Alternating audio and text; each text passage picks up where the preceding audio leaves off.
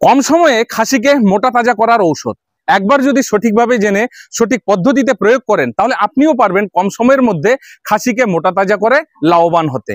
তো সেই ঔষধগুলি কি কি, কোন সময় এবং কত পরিমাণে দিতে হবে আজকের এই ভিডিওটির মধ্যে আমি বিস্তারিতভাবে আলোচনা করব। Dakua goat farm YouTube channel থেকে আমি কৃষ্ণ ডাকুয়া প্রত্যেকটি দর্শককে আমার নমস্কার ও ভালোবাসা জানিয়ে শুরু করে দিচ্ছি আজকের এই ভিডিওটি। সম্পূর্ণ ভিডিওটি দেখার পর ভিডিওতে দেওয়া তথ্য যদি আপনাদের ভালো লাগে ভিডিওতে একটা লাইক করতে ভুলবেন না, সঙ্গে ভিডিওটিকে বেশি বেশি করে শেয়ার করে দিয়ে সমস্ত নতুন নতুন ছাগল খামারি উদ্যোক্তা বন্ধুদের দেখার সুযোগ করে দেবেন। আর যে সকল দর্শক আমার চ্যানেলে নতুন, যদি ছাগল পালন এবং ছাগল পালন সম্বন্ধিত এই ধরনের গুরুত্বপূর্ণ ভিডিওগুলি দেখতে চান চ্যানেলটিকে সাবস্ক্রাইব করে সঙ্গে থাকবেন। চলুন তাহলে এবারে দেরি না করে শুরু করে দেওয়া যাক ভিডিওটি। ডাকুয়া গোট ফার্ম ইউটিউব চ্যানেলে সমস্ত দর্শকদের জানাই স্বাগতম। বেকারত্ব দূরীকরণে আধুনিক কৃষি ও পশুপালন আলোচ্য বিষয়, পশুদের বিভিন্ন রকম রোগ, চিকিৎসা ও মেডিসিন, হোমিওপ্যাথিক, আয়ুর্বেদিক এবং অ্যালোপ্যাথিক।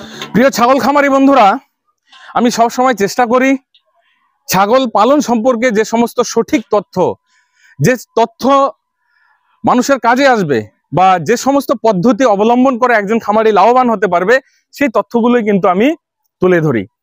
আর প্রত্যেকটি তথ্য আমি নিজে এক্সপেরিমেন্ট করার পরেই কিন্তু আমি ভিডিও আকারে তুলে ধরি। কারণ যে একটা তথ্য দেব মানুষকে, যদি না আমি নিজেই সেটাতে কোনো ভালো ফল পাই তাহলে আমি বলবো কেন। তো আমার সবসময় চেষ্টা প্রত্যেকটি খামারি যেন সঠিকভাবে সঠিক পদ্ধতিতে ফার্মিং করে লাভবান হতে পারে। আজকে যে টপিকটা সেটা হচ্ছে খাসি ছাগলকে মোটা তাজা করার ঔষধ। বাস্তবে সেই ওষুধগুলি কি কি, বাস্তবে কি এই সমস্ত মেডিসিনের মাধ্যমে খাসি ছাগলকে মোটা তাজা করা যায়, সেই বিষয়টা কিন্তু আমি ভিডিওটির মধ্যে ক্লিয়ার ভাবে আলোচনা করছি।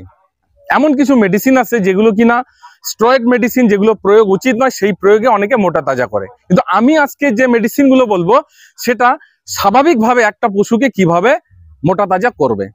যখন আপনারা ফ্যাটেনিং ফার্ম করবেন, যদি বাইরে থেকে কোনো খাসি কেনেন বা আপনার খামারে যদি কোনো খাসি থাকে, তো সেটাকে আপনি কিভাবে কম সময়ের মধ্যে ভালো গ্রোথ করাবেন তার মেডিসিন গুলো আমি স্টেপ বাই স্টেপ আলোচনা করছি। ধরুন আপনি বাইরে থেকে খাসি কিনলেন, 10 পিস খাসি কিনলেন, সেটাকে আপনি কম সময়ে ওয়েট গেইন করাবেন।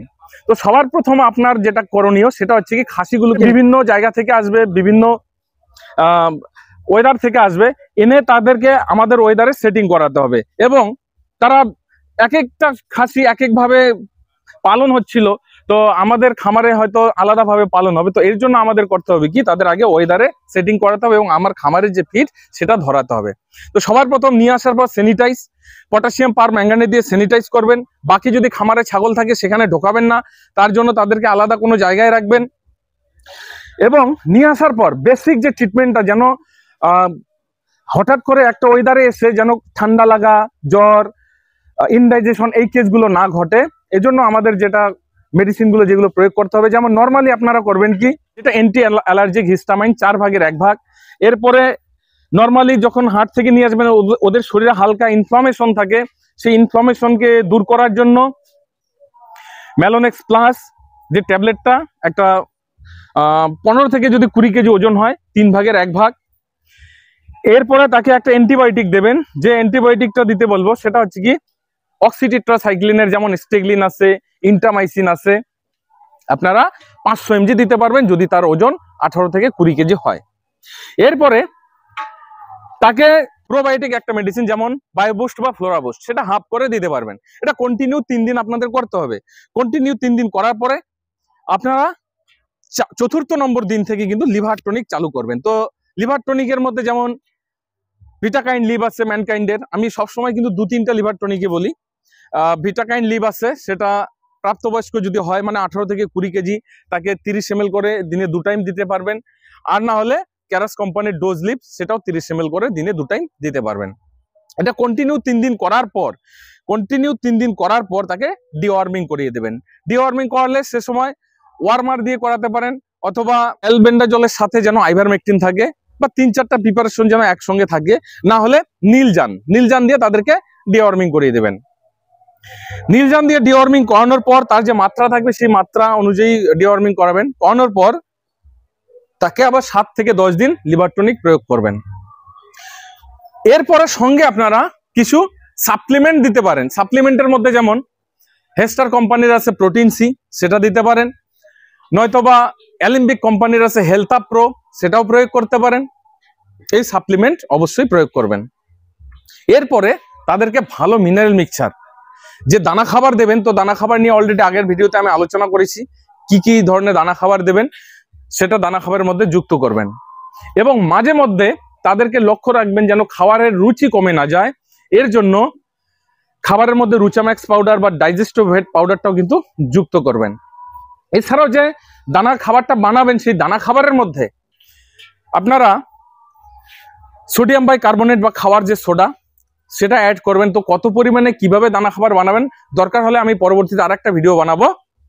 কিন্তু এই যে মেডিসিনগুলো আপনারা কিন্তু প্রয়োগ করতে পারবেন। আর এছাড়া আদার্স অন্য কোনো সাপ্লিমেন্ট দিয়ে লাভ নেই। যদি কেউ বলে তাকে ক্যালসিয়াম দিন আর অন্যান্য ভিটামিন দিন, সেগুলো দিয়ে কিন্তু লাভ নেই। শুধু আপনাদের মাথায় রাখতে হবে এখানে মেন ওষুধ যেটা, সেটা হচ্ছে কি তার ডাইজেস্ট ক্ষমতা যেন বাড়ে, ভালোভাবে যেন সে খাবার এবং জল খায়। এর জন্য আপনাকে এই কাজগুলো করতে হবে।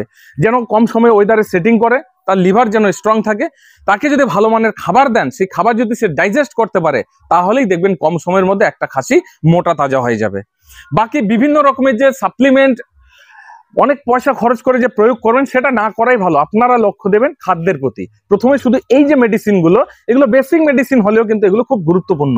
এই মেডিসিনগুলো প্রয়োগে আপনার খাসির খাবারের রুচি বেড়ে যাবে। এরপরে যদি দেখা যায় যে কোনো খাসির খাবারের রুচি একদম কমে গেছে, সেক্ষেত্রে আপনারা বেলামাইল ইনজেকশন একটা খাসির ওজন যদি 18 থেকে 20 কেজি হয়, 2 ml করে প্রয়োগ করতে পারবেন। এটা মাঝে মধ্যে প্রয়োগ করবেন, যেহেতু এটা vitamin B complex with liver extract. লিভারের ক্ষমতাকে বাড়াবে, শরীরের যে ভিটামিন বি কমপ্লেক্সের যে ঘাটতি, সেটাকেও পূরণ করবে। আর কম বেশি জানেন ভিটামিন বি কমপ্লেক্স খাবারের রুচিকে বাড়াবে, শরীরে এনার্জি নিয়ে আসবে। এই কাজ কটা কিন্তু অবশ্যই করবেন, তাহলেই আপনার খাসি মোটা তাজা হবে। বাকি অন্যান্য কোনো অ্যাস্ট্রয়েড মেডিসিন থেকে শুরু করে আরো যে সাপ্লিমেন্ট, সেগুলো ব্যবহার না করাই ভালো।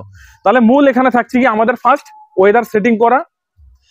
ওয়েদার সেটিং করার জন্য যে মেডিসিনগুলো বললাম, সেগুলো স্টেপ বাই স্টেপ করবেন। এরপরে যদি সুস্থ হয়ে যায়, লিভার টনিক চালু করলেন।